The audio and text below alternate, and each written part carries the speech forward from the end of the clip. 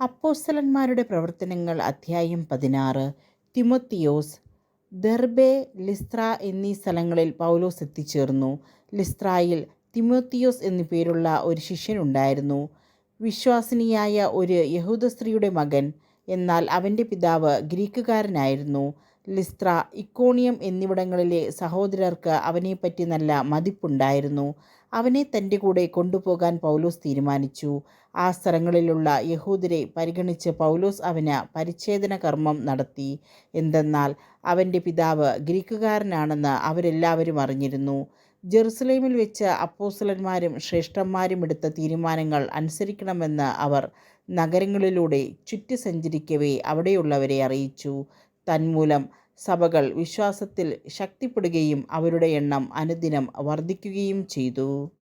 ത്രോവാസിലെ ദർശനം. ഏഷ്യയിൽ വചനം പ്രസംഗിക്കുന്നതിൽ നിന്ന് പരിശുദ്ധാത്മാവ് അവരെ പിന്തിരിപ്പിച്ചതുകൊണ്ട് അവർ ഫ്രിജിയ, ഗലാത്തിയ എന്നിവിടങ്ങളിലൂടെ യാത്ര ചെയ്തു. മീസിയായ്ക്ക് അടുത്തു വന്നപ്പോൾ ബീഥിനിയയിലേക്ക് പോകാൻ അവർ ആഗ്രഹിച്ചു. എങ്കിലും യേശുവിൻ്റെ ആത്മാവ് അതിനനുവദിച്ചില്ല. തന്മൂലം മീസിയ പിന്നിട്ട് അവർ ത്രോവാസിലേക്ക് പോയി. രാത്രിയിൽ പൗലോസിന് ഒരു ദർശനമുണ്ടായി. മക്കെദോനിയക്കാരനായ ഒരുവൻ അവൻ്റെ മുമ്പിൽ നിന്ന് ഇപ്രകാരം അഭ്യർത്ഥിച്ചു: മക്കെദോനിയയിലേക്ക് വന്ന് ഞങ്ങളെ സഹായിക്കുക.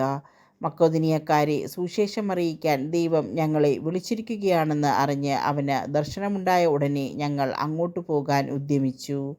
ലീദിയായുടെ മാനസാന്തരം. ത്രോവാസിൽ നിന്ന് ഞങ്ങൾ കപ്പൽ കയറി നേരിട്ട് സമോത്രാക്കയിലേക്ക് യാത്ര ചെയ്തു. അടുത്ത ദിവസം നെയാപോളിസിലേക്കും അവിടെ നിന്ന് ഫിലിപ്പിയിലേക്കും പോയി. അത് മക്കെദോനിയയുടെ ആ ഭാഗത്തെ പ്രധാന നഗരവും റോമായുടെ അധികാരത്തിലുള്ള സ്ഥലവുമായിരുന്നു. കുറേ ദിവസം ഞങ്ങൾ ആ നഗരത്തിൽ താമസിച്ചു. നഗര കവാടത്തിന് പുറത്ത് നദീതീരത്ത് ഒരു പ്രാർത്ഥനാ കേന്ദ്രമുണ്ടെന്ന് തോന്നിയതിനാൽ അവിടേക്ക് ഞങ്ങൾ പോയി. ആ സ്ഥലത്ത് വന്നുകൂടിയ സ്ത്രീകളോട് ഞങ്ങൾ അവിടെ ഇരുന്ന് സംസാരിച്ചു. ഞങ്ങളുടെ വാക്കുകൾ കേട്ടവരുടെ കൂട്ടത്തിൽ തിയത്തീറ പട്ടണത്തിൽ നിന്ന് വന്ന പട്ടുവിൽപ്പനക്കാരിയും ദൈവഭക്തയുമായ ലീദിയ എന്ന സ്ത്രീയുമുണ്ടായിരുന്നു. പൗലോസ് പറഞ്ഞ കാര്യങ്ങൾ സ്വീകരിക്കാൻ കർത്താവ് അവളുടെ ഹൃദയം തുറന്നു. കുടുംബസമേതം ജ്ഞാനസ്നാനം സ്വീകരിച്ച അവൾ ഞങ്ങളോട് പറഞ്ഞു: കർത്താവിൽ വിശ്വസിക്കുന്നവളായി എന്നെ നിങ്ങൾ ഗണിക്കുന്നെങ്കിൽ ഇന്ന് എൻ്റെ ഭവനത്തിൽ വന്ന് താമസിക്കാൻ ഞാൻ നിങ്ങളോട് അപേക്ഷിക്കുന്നു. ഞങ്ങൾ അവൾക്ക് വഴങ്ങി. പൗലോസ് കാരാഗൃഹത്തിൽ. ഞങ്ങൾ പ്രാർത്ഥനാ കേന്ദ്രത്തിലേക്ക് പോകുമ്പോൾ ഭാവിഫലം പ്രവചിക്കുന്ന ആത്മാവ് ബാധിച്ച ഒരു അടിമ പെൺകുട്ടിയെ കണ്ടു. ഭാവി പ്രവചനം വഴി അവൾ തൻ്റെ യജമാനന്മാർക്ക് വളരെ ആദായമുണ്ടാക്കിയിരുന്നു.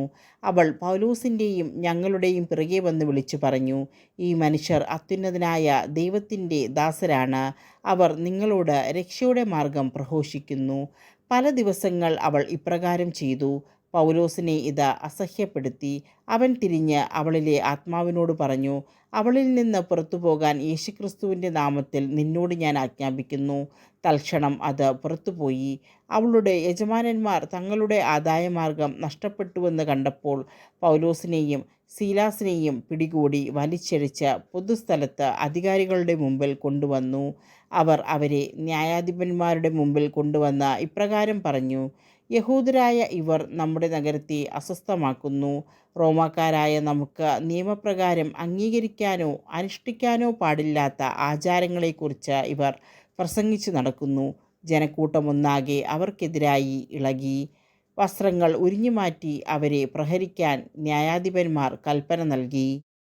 അവർ അവരെ വളരെയധികം പ്രഹരിച്ചതിന് ശേഷം കാരാഗൃഹത്തിലടച്ചു. അവർക്ക് ശ്രദ്ധാപൂർവം കാവൽ നിൽക്കാൻ പാറാവുകാരന് നിർദ്ദേശവും കൊടുത്തു. അവൻ കൽപ്പനപ്രകാരം അവരെ കാരാഗൃഹത്തിൻ്റെ ഉള്ളറയിലാക്കി കാലുകൾക്ക് ആമം വെച്ചു. തടവറയിലെ അത്ഭുതം. അർദ്ധരാത്രിയോടടുത്ത് പൗലോസും സീലാസും കീർത്തനം പാടി ദൈവത്തെ സ്തുതിക്കുകയായിരുന്നു. തടവുകാർ അത് കേട്ടുകൊണ്ടിരുന്നു. പെട്ടെന്ന് വലിയ ഒരു ഭൂകമ്പമുണ്ടായി.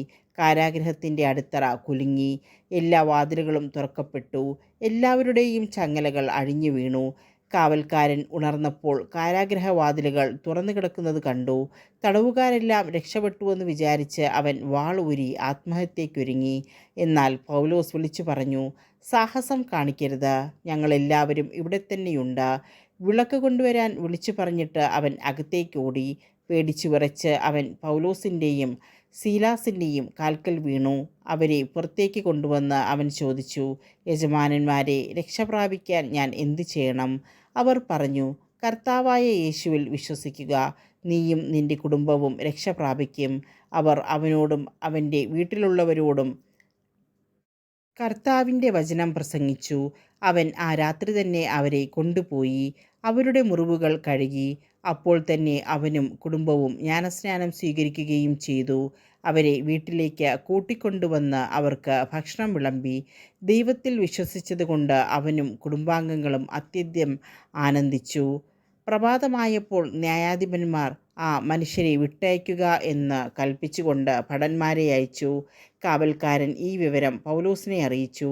ന്യായാധിപന്മാർ നിങ്ങളെ വിട്ടയക്കണമെന്ന് കൽപ്പിച്ചുകൊണ്ട് ആളയച്ചിരിക്കുന്നു. അതുകൊണ്ട് ഇപ്പോൾ നിങ്ങൾക്ക് സമാധാനത്തോടെ പോകാം.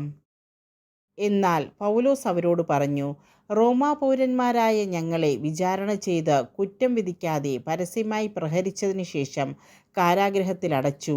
ഇപ്പോൾ ഞങ്ങളെ അവർ രഹസ്യമായി വിട്ടയക്കുന്നുവോ? അത് പാടില്ല. അവർ തന്നെ വന്ന് ഞങ്ങളെ വിട്ടയക്കട്ടെ. ഭടന്മാർ ഈ വിവരം ന്യായാധിപന്മാരെ അറിയിച്ചു. അവർ റോമാ പൗരന്മാരാണെന്ന് കേട്ടപ്പോൾ ന്യായാധിപന്മാർ ഭയപ്പെട്ടു. അതിനാൽ അവർ വന്ന് അവരോട് ക്ഷമായാചനം ചെയ്യുകയും അവരെ പുറത്തു കൊണ്ടുവന്ന് നഗരം വിട്ടുപോകണമെന്ന് അവരോട് അഭ്യർത്ഥിക്കുകയും ചെയ്തു. അവർ കാരാഗൃഹത്തിൽ നിന്ന് പുറത്തു വന്ന് ലീദിയായുടെ വീട്ടിലേക്ക് പോയി. സഹോദരരെ കണ്ട് ഉപദേശങ്ങൾ നൽകിയതിനു ശേഷം അവർ അവിടെ നിന്ന് യാത്ര തിരിച്ചു.